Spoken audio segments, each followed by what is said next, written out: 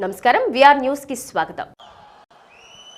అలాంటి కరుడు గట్టినటువంటి నేరస్తులతో రాజకీయం చేస్తున్నాం.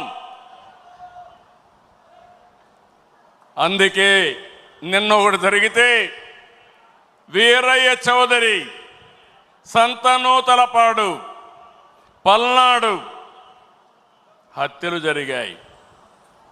హత్యలు జరిగితే నాకు అనుమానం వచ్చింది. ఇప్పుడు నేను ఎవరిని నమ్మడం లేదు. ప్రతి ఒక్క విషయాన్ని కూడా సందేహం పెట్టుకొని మనసులో వేరే విధంగా నేను ఆలోచించి ఎవరు చేశారని ఆలోచించే పరిస్థితికి వచ్చాను.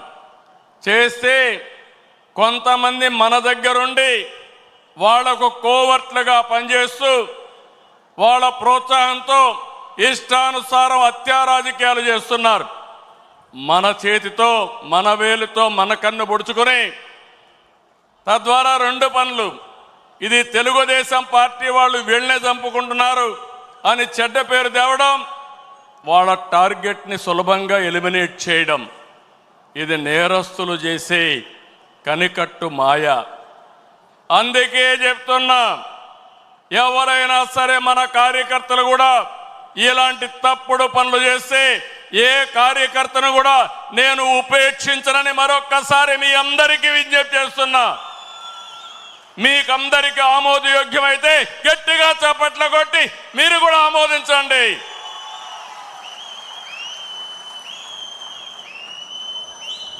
నేరస్తులు కబద్దార్, నా దగ్గర మీ ఆటలు సాగనివ్వను. ఇది ఒక హెచ్చరిక.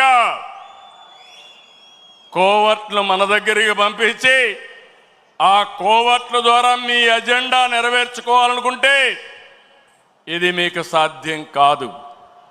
అందుకే మిమ్మల్ని అందరినీ కోరుతున్నా, వలస పక్షులు వస్తాయి, వలస పక్షులు పోతాయి, కానీ నిజమైన కార్యకర్త శాశ్వతంగా ఉంటాడు. ఆ విషయం మనందరం గుర్తుపెట్టుకోవాల్సిన అవసరం ఉంది. పార్టీ బలోపేతం కావాలి. అదే సమయంలో కోవర్ట్ల పట్ల జాగ్రత్తగా ఉండవలసిన బాధ్యత మనందరిపైన ఉంది. ఇది నేను కార్యకర్తలందరికీ విజ్ఞప్తి చేస్తున్నా.